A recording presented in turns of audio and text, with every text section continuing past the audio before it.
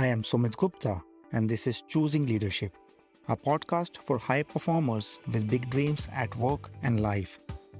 This is a podcast for people who know deep inside that there is more.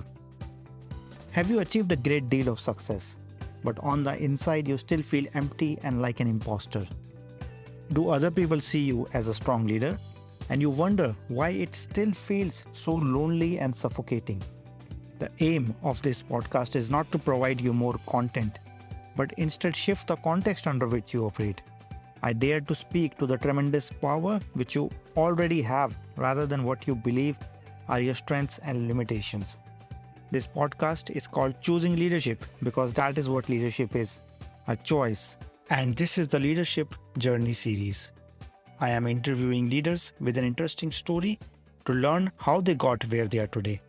We all have a lot to learn from each other's stories, of where we started, where we are now, and our successes and struggles on the way. With this series of interviews, my attempt is to give leaders an opportunity to share their stories and for all of us to learn from their generous sharing. Lars Maat is passionate about online marketing and helps companies acquire more business and revenue from the internet. He is the owner of the company Maatwork Online. In the interview, Lars shares how he has built his company around the values of transparency and learning. He shares what he has learned from working with others and how that has shaped his unique way of doing business. He encourages everyone to come up with suggestions and new ideas in his company as long as people can back them up with facts. He shares how openly talking about his values allows him to attract the right kind of employees but also the right kind of customers. He opens up about his fears and challenges, and yet how he feels gratitude every day for the impact he is having on others' lives through his work. Hey Lars, welcome. Welcome to the Choosing Leadership podcast. Thank you for having me. Thank you. It's a pleasure to have you. So to begin with, for our listeners, can you share a little bit about yourself? Yeah, of course. My name is Lars. I'm an online marketer plus entrepreneur based in the Netherlands. And I'm currently owning a digital marketing agency alongside two partners, Nick and Ruben. And at the moment, we are almost 9 years old, having working at the company and working for several businesses, also some companies abroad, managing online marketing from A to Z, PPC, SEO, building websites, social advertising, conversion optimization, email marketing, and stuff like that. Yeah, so nine years as a... Yeah, almost 9 years, 8.5 at the moment, to be honest. Okay. So can you share a little bit about yourself, right? What led to you becoming an entrepreneur, starting your own company? Yeah, of course. To be honest, I actually don't see myself as an entrepreneur. See myself more as like a online marketing nerd or geek. I used to work at an online marketing agency, working for some clients. And at the same time, a lot of people were asking me, hey, you know what to do in online marketing. Can you help me? Or can you my father or something like that? Yeah, it started to, how do you say it? It started to interest me to see what can I do if I start to work for myself. And the company where I was working at the moment, I think I had some other values on how to work with clients or how to run a business. Yeah, those two combined actually made me to take the risk and to start my own company. And to be honest, at first, I wasn't planning to make a big company or start working with some staff. But after a couple of years, my own agenda is full. I started to repeat myself, building campaigns that I've been building for a couple of years now, doing the same stuff. And at the same time, when I was having a vacation or I was ill, I saw that I actually needed to work because otherwise my clients were having some problems. So that led to start working with some staff. And yeah, from that point on forward, it actually went pretty quick. Joined another company where Ruben and Nick, my associates at the moment, were working. Nick was a website builder and Ruben was an SEO freelancer, and my expertise was more paid advertising. So a lot of my clients were clients of theirs and a lot of their clients were clients of mine. Yeah, we combined the businesses in 2018. At that point, we had 6 people. And here we are 4 years later. We grew from 6 to 30. And that's basically the journey as an entrepreneur from my side at the moment. Yeah, congratulations on that growth in the last 4 years. Yeah, thanks. But to be honest, we are in the good business, right? At the moment with COVID and stuff like that, as an online marketing agency, yeah, we basically just kept on growing. We didn't have the COVID problems that a lot of companies were having or are still having. So that's not too bad as well, of course. Yeah. But can you share about like some of those values on which you're basing this business, as you spoke about that being a problem or not being in full alignment with your previous company? Yeah, of course. In the online marketing business, there are a lot of, well, we used to say in the Netherlands, there are a lot of cowboys. People like me, we know what is possible in online marketing. We know how to handle campaigns and questions which are online marketing related. But a lot of our clients and companies don't have that knowledge. And what we still see today is that a lot of companies are having really easy questions, but been asked to pay a high amount or for invoice to resolve those questions.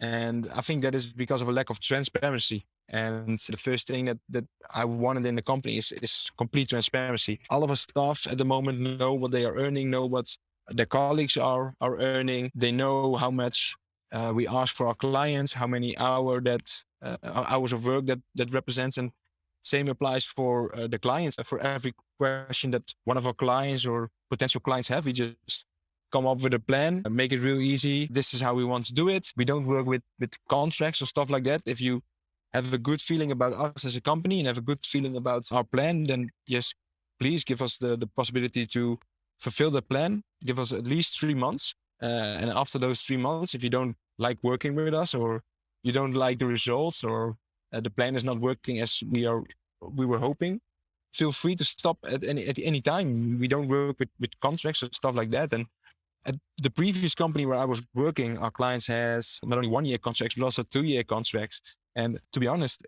when I'm managing 100 clients, it's not that every one of those clients is super happy or is working like we were hoping. There are always some companies that we don't get the results that we want to get due to lack of reviews or lack of brand awareness or you name it. There are numerous reasons that could lead to not getting the results that we want. And sometimes there's simply nothing you can do about it, or it's not the right timing or stuff like that. And at the previous company, I had one of those clients and I had a really good relationship with that client, but the results weren't so good. So basically my client was saying, okay, Lars, I think we have tried everything that is in our power. It's not working. Let's leave it at this point. And I was like, yeah, but I feel like the same. There's nothing more I can do. So I went to my director and I said, hey, listen, this client, it's not working. We tried everything. I think we should quit. And my director was like, okay, but we've been working for him for 9 months and he's got a 2-year contract. Good luck. And we should still keep working with him for at least 15 months. That is really some negative energy, not only on my side, because I don't know what to do, but also on the client side, because he's like, yeah, but there's nothing we can do and you still keep me on the contract. So that was basically one of the reasons that I thought that's something that I never wanted in my company. And also I worked with some companies where there were like interns or juniors and stuff like that. And they had to do like the worst kind of work and all the ideas that they have, they would just completely shoot down right away. Who are you as a trainee or junior to come up with some ideas to improve the company? And I think that is really old fashioned. In our company, everybody has an opinion and everybody can come up with improvements or with the reasons of how they are thinking. We basically have one rule, and that is, okay, you can say everything you want, but you need to back it up with arguments or facts. And whether it's senior staff or junior or trainee or intern, as long as they come up with some good ideas, they can back it up with facts or arguments. We as a management or we as a company owners are willing to listen to that. And I think that results in a really good working atmosphere at the company. Yeah, I'm delighted to hear that because, as you said, it's still not common to have that level of transparency and that level of openness and inviting everybody to collaborate. So I'm delighted and I want to appreciate that. Yeah, good to hear. But at the same time, I think it's really weird that not all of the companies are working like that. But to be honest, I can understand that there's some moments that is not ideal. What we are having now, the problems that we are having now with 30 staff members are way different than we had like 2 years ago when we were like with 10 or 15. And I can only assume that when we have 100 or 200 people, it's even more difficult, but stay close to our core values. Yeah. And so tell me this, what gives you the confidence or the strength to actually move forward with your own values, especially when it goes against what is happening with the rest of the companies? That's a good question. I think in our business, there are a lot of competitors, a lot of other digital marketing agencies, and our core values is something that really separates us from a lot of other companies. So it helps us to generate not only clients, but also the clients that are thinking the same way as we are, which results in a fine way of working with our clients, a happy way. But the same applies for getting the right people on the job. If we just do every other company is doing, then there are only a couple of reasons that somebody is willing to work for us, for our company. And one of them is basically salary. And at this moment, we are not really pushing forward or not really promoting the salary that people will have when they start working with us, but really promoting the core value that we are having, the fun that we are having on the working floor. And that results in getting applications and getting people to work with us. And they don't compare the salary to other companies. And it's not that we have low salary or stuff like that, but I know that there are a lot of agencies in Holland at the moment that are owned by an investment group, and they tend to have more money than we have as a standalone agency. So it's really difficult to win from those companies based on a salary level. So yeah, our core values and our exposure and how we do things over here and stuff like that, those are the main reasons that people want to work with us or for us. Thank you. I think you're absolutely right in like setting your own standards actually allows you to attract those people who would be the right fit for you and like totally avoid those people who wouldn't be the right fit in the first place. Yeah, Yeah. that's correct. And Yeah. it also applies for our clients, like I was mentioning. I know for a fact that there are a lot of companies that we don't have a good fit with simply because of our core values. And for example, we don't have account managers in our company. We want the specialists to work directly with the client. And the bigger the companies are, the more there is the need for an account manager, but we don't have it. So there's no possibility for us working for those type of clients. But the fact that we don't work with account manager is something that is really important for our staff and also really important for the type of clients that we are managing. So in the end, it results in getting the right clients with the right fit and not attracting the wrong clients. Thank you. And I'm also wondering, what are the pitfalls of operating this way? What is it that you find most challenging as you try to move ahead with your own rules or with your own values? Yeah, what I'm currently experiencing is because of our transparency and the fact that we discuss everything and we are really open in communicating the way that we are going forward and the decisions that we've made. At the moment, I'm really experiencing the fact that a lot of people in the company have an opinion about it, which is not bad, obviously, but sometimes you have to make a decision. And it's not that there is a good and a bad way. Sometimes there are two good ways, but you have to make a decision. And we as a management team, we make a decision based on things that we are considering. And sometimes the staff is just thinking, but hey, why do you make this decision? Should you make that decision? That results in explaining a lot and also sometimes having a difficult discussion with some of the people. But in the end, as long as we have arguments and facts, it's still okay. And but yeah, you need to have, because of our core values like this and the way that we are running our company, we can't run away from those discussions. But sometimes it probably is just better to don't have them. It saves a lot of time and sometimes some frustration, but I think it's more important to stay close to your core values. And as you have grown to 30 people now, as you said that you have been a nerd, you have been like very passionate about marketing. I assume that your role now requires a lot of communication. And as you were sharing just now, explaining or justifying or playing the tiebreaker, right? So how has that transition been for you from like being involved in the technical, in the everything, and now leading people and also like scaling beyond 30 to maybe 100, as you said? Yeah, I'm still having difficulties with that fact. I started in the online marketing because of the fact that I love online marketing.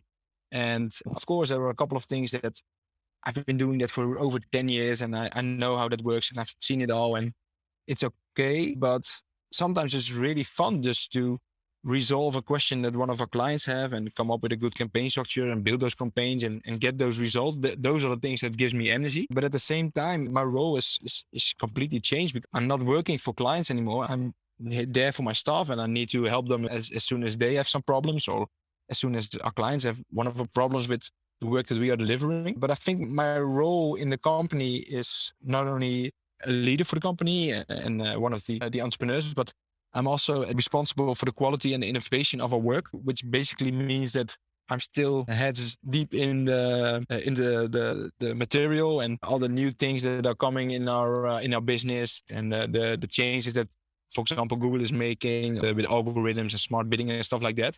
And it's my role to make sure that everybody knows of what is going on in the business and know how to work with it, test with it, come up with some new standards and make sure that everybody is aligned in the company. So that's basically the only thing that I still have in as being an online marketing geek while running the agency. Can you describe some of those challenges which either you're facing, as you said, right? It's not easy sometimes, or any challenges which you foresee in the future? Yeah, the biggest challenge that we have as an online marketer of an online marketing agency is the fact that the landscape is changing so rapidly. Google can just make an announcement within 10 minutes, which will completely change everything that we are doing in our business model. Of course, machine learning is taking over. When we started in online marketing, we were setting the bids and the strategies for our keywords for Google campaigns manually. Now everybody is doing it automatically with smart bidding and stuff like that. So I think the biggest challenge that we are having is the fact that machines are taking over and the fact that privacy is getting a lot of attention. People having problems with cookies are going away. Basically, we as an online marketing agency need cookies to come up with data, and based on the data, we can make new campaigns and advices and stuff like that. So those are the biggest challenges that we are having as an online marketing agency.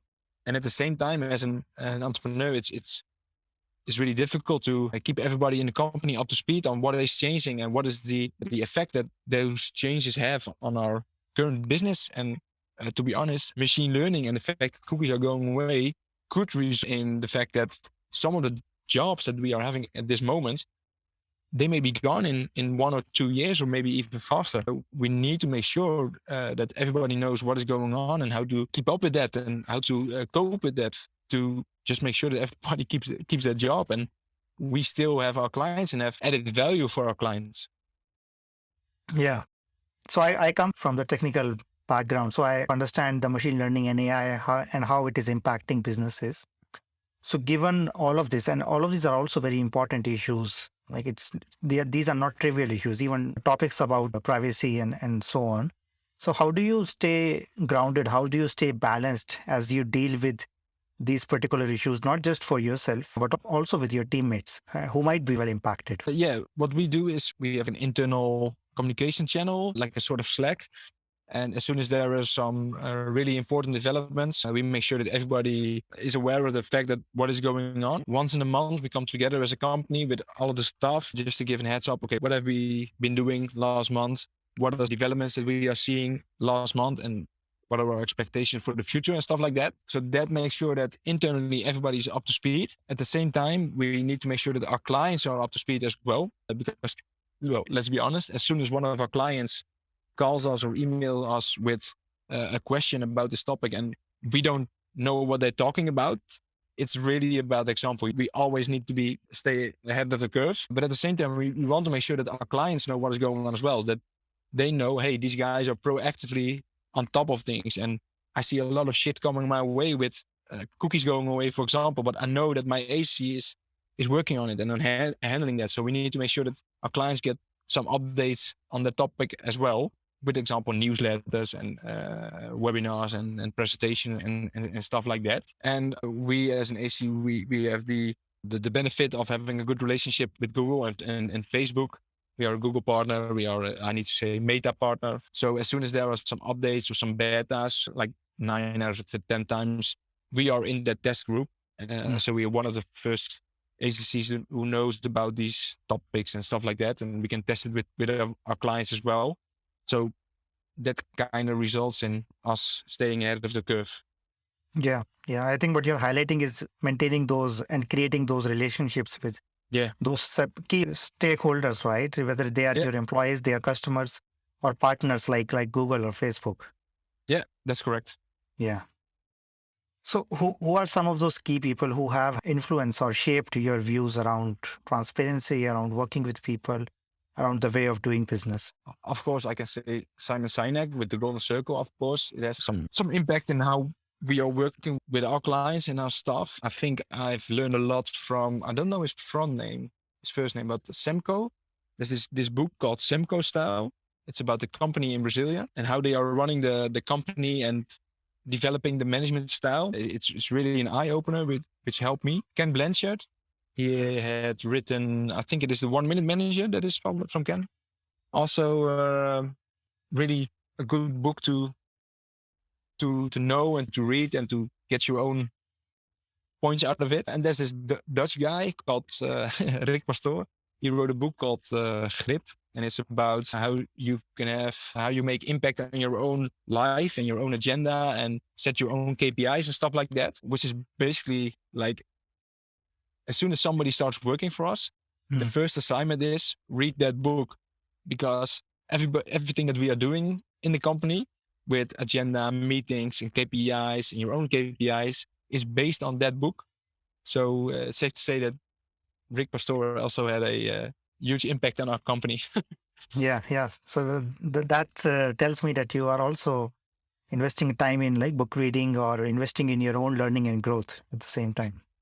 Yeah, actually, everybody in the company does. We have an unlimited study budget, which basically means if you want to go to a seminar, an event, follow a course, read a book, or anything, you can just go to your team lead, pitch why you think that is really important for you to go to that seminar or read that book. And as soon as our team lead thinks, hey, you're right, this will help you in developing certain things, or it will help the company develop certain things, then we will pay for that.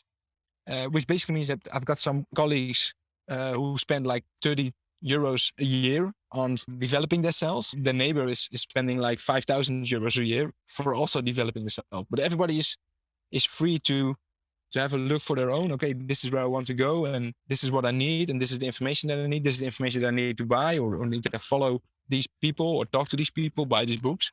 And I think that's really important, because as long as everybody is developing themselves, they will get smarter and better, and it will result in better work for our clients, and it will result for a better name for our company. And let's be honest, as soon as you as a person stop developing, then how do you go forward in life?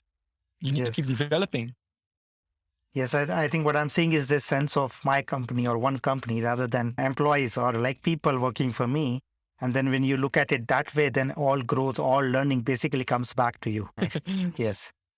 So looks like you're quite an open person. You're quite a transparent person. But tell us something which most people do not know about you. Well, that is a question that I wish to hear. Something that most of the people not know.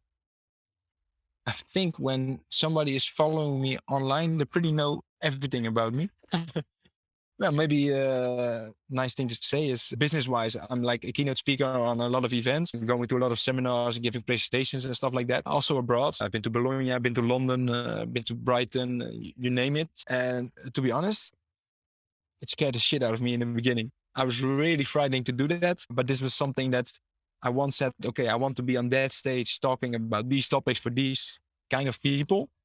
And as soon as you set this goal, this is something which I forgot earlier when you asked me which of the people make impact. Brian Tracy, I don't know the guy. He wrote the book Goals, and it is about setting KPIs. Think for yourself on certain areas of your life. Where do you want to go, and how do you get there? And what he is basically saying, as soon as you speak out loud what you want to accomplish and how you want to accomplish it, it will lead you to that point.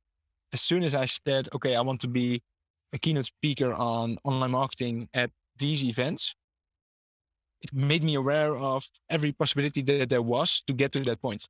And at the end, it will lead you to that point. So set the goals, speak them out loud, and you will see that your life will take you to that goal. Yeah, one of the things that most people will not know is the fact that at the beginning I was really scared to do these kind of talks, and everybody was like, "How can you do that?" And also in English, and it's really nice. And aren't you like nervous and stuff like that? Yeah, I was nervous, but now once you've done it a couple of times, you're not nervous anymore.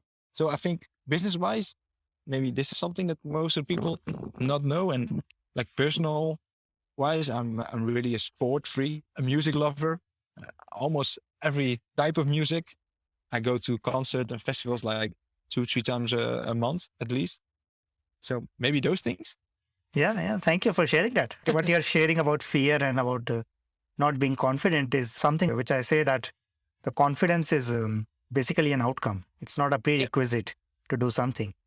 That's correct. And if you do something for a while, then you will get confident. And what you're also suggesting, like by giving that example, is once you explicitly state that this is what I want, more possibilities around you. Yeah, it's like thinking about buying a car and then seeing that car everywhere. It's the same which happens with goals and with leadership. Yeah, so thank you for sharing that. Yeah.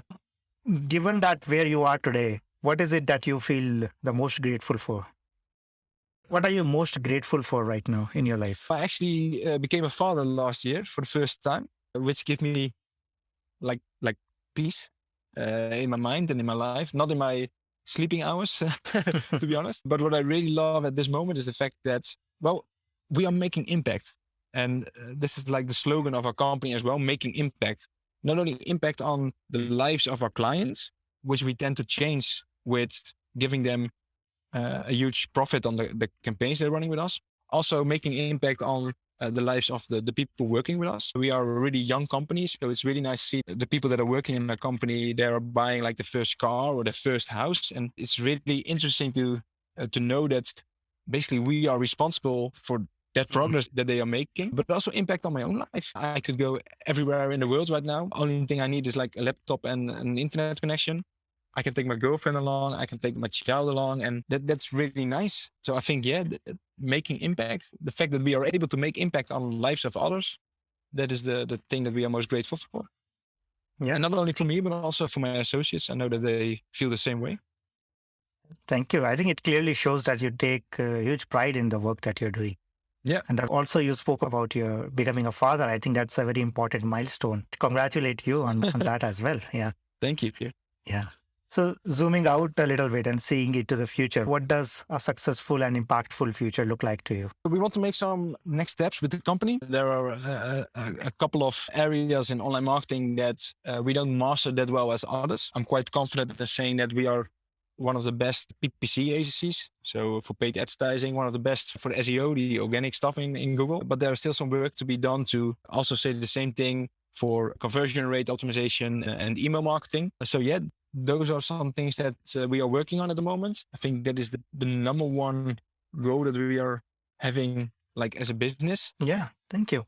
To wrap up, right, where can people find out more about you? If they want to know about you or your company, what is the best way to get in touch? It is a Dutch website, but maybe it's a good idea to go to my personal LinkedIn or my Twitter profile. It's Lars Maat, my name. You will probably put it in the description of the podcast as well. But I think LinkedIn and Twitter are the best way to get in touch with me or keep up to speed with everything that I'm sharing online. Thank you, Lars. And I will certainly put the links to your website and to your social media profiles in the show notes. So once again, I want to thank you for sharing your thoughts. And I think very frankly, for just being you and then following up on what you truly believe in and then making a company out of it, making a living out of it. And taking it forward. I think this kind of work is much required. And I think you are setting the right example. Thank you. Really nice to hear. Thank you very much. Thank you. Thank you, Lars. Thank you. That's it for this episode of Choosing Leadership with Sumit Gupta. I choose leadership every time I record this podcast, and I invite you to do the same. I invite you to design a life of joy, meaning, pride, and satisfaction, not just for yourself, but also for those around you. This is what I do most naturally, to lovingly and gently provoke you, to help you see your own light, to help you see what you are already capable of. I say what might be uncomfortable for me to say or for you to hear, to show you that all our dreams which have been on hold are within our grasp. If you like the sound of it, do not forget to leave a rating. I invite you to subscribe to my newsletter at deployyourself.com/newsletter. You can also reach out on LinkedIn, Twitter, and Facebook to share any other comment or feedback.